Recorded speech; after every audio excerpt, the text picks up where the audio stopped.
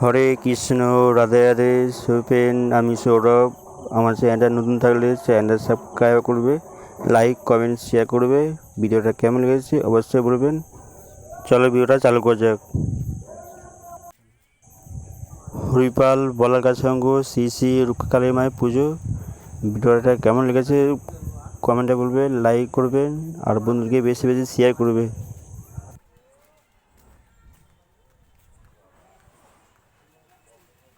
বন্ধুরা দেখতে পাচ্ছেন আজকে চলে যাচ্ছি